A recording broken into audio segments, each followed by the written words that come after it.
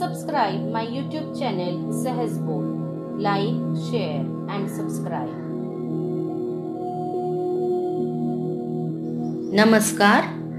आज आपण संत ज्ञानेश्वर महाराज आणि मुक्ताबाई यांची एक सुंदर गोष्ट ऐकणार आहोत. आळंदीहून निवृत्ती, ज्ञानदेव, सोपान आणि मुक्ताबाई ही 4 भावंड पहिल्यांदा ज्यावेळी पंढरपूरला आली त्यावेळी विठोबाचं दर्शन घेताना त्यांना खूप आनंद झाला. या आनंदाचं वर्णन करताना शेजारी उभ्या असलेल्या मुक्ताला ज्ञानदेव म्हणाले, रूप पाहता लोचने सुख झाले ओ साजनी.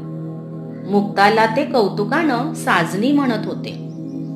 त्यावर मुक्तानं विचारलं, दादा, विठोबाचं रूप पाहून तुम्ही सुखी झाला, तसं इतर लोकांना विठोबाचं दर्शन घेतल्यावर सुख का मिळत नाही? तुम्ही म्हणता तो हा विठ्ठल बरवा, तो हा माधव बरवा, तसं इतर लोकांना का वाटत नाही? त्यावर ज्ञानोबा म्हणाले, मुक्ते, बहुत सुकृतांची जोडी म्हणून विठ्ठले आवडी. अग मुक्ता, पूर्वजन्मीची पुण्याई असेल तरच ईश्वराची आवड उत्पन्न होते. म्हणजे नीती धर्माचे आचरण, ईश्वराची उपासना आणि शुद्ध मनाने जीवनाची वाटचाल केली असेल तरच या जन्मी ईश्वराची आवड उत्पन्न होईल. तुला सांगतो मुक्ते, सर्व सुखाचे आगर हा विठोबाच आहे. हा विठोबा केवळ मूर्तीत नसून चराचरात भरलेला आहे. हा अनुभव ज्ञानेश्वरांनी घेतला.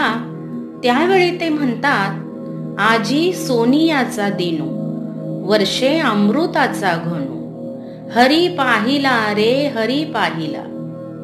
हे सुख काय आहे याची आपल्याला कल्पना नसते.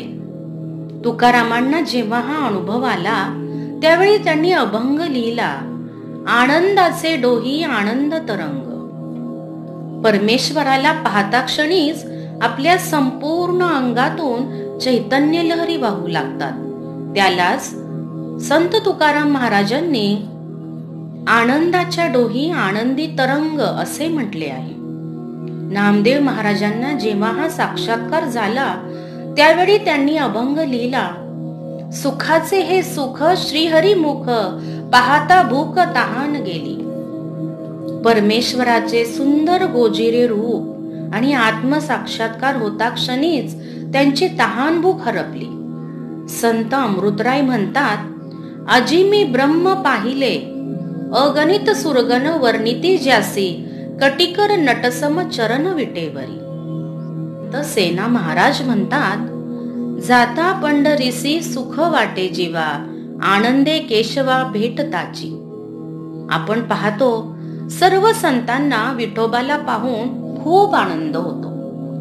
असा आनंद आपल्याला मिळण्यासाठी ज्ञानेश्वर महाराज आपल्याला सांगतात, संतांचे संगती मनोमार्ग गती, आकळावा श्रीपती येणे पंथे.